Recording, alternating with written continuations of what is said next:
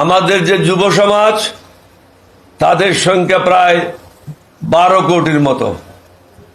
এই যুব সমাজ 12 কোটি হলো আমাদের সেনাবাহিনীর সদস্যদের মতো।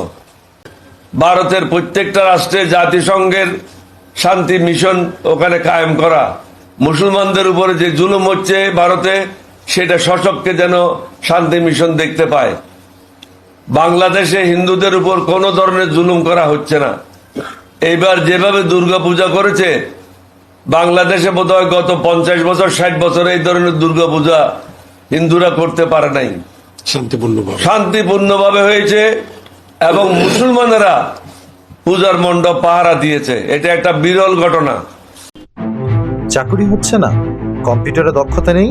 আজই যোগাযোগ করুন জেলা পরিষদ কম্পিউটার আলোর পথে, রংপুর। আসন সংখ্যা সীমিত। অথচ আপনারা মুসলমানদেরকে নামাজ পড়ার সময় পুলিশ দিয়ে লাথি দেন।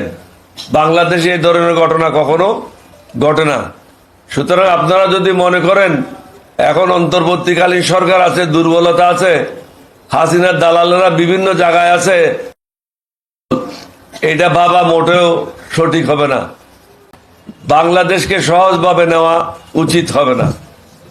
বাংলাদেশ হলো 303 বুলেটের মতো, ছোট ছিদ্র করে ঢুকবে, বড় ছিদ্র করে বের হবে।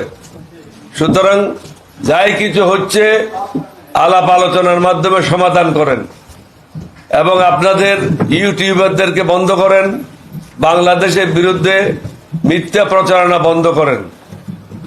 না হলে আমাদের পক্ষ থেকে আমাদের লোকদেরকে আমরা বলবো তোমরাও ভারতের বিরুদ্ধে প্রচারণা শুরু করো। তাহলে কি হবে? দুই দেশের মধ্যে উত্তেজনা হবে। দুই দেশের মধ্যে উত্তেজনা হলে আপনারা মনে করছেন বাংলাদেশ ছোট দেশ, কিন্তু বাংলাদেশের অনেক বন্ধু দেশ আছে যারা নিউক্লিয়ার পাওয়ার আছে।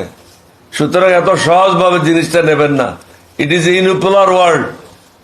বাংলাদেশেরও বন্ধু আছে যারা সমস্যা হলে বাংলাদেশের পাশে দাঁড়াবে।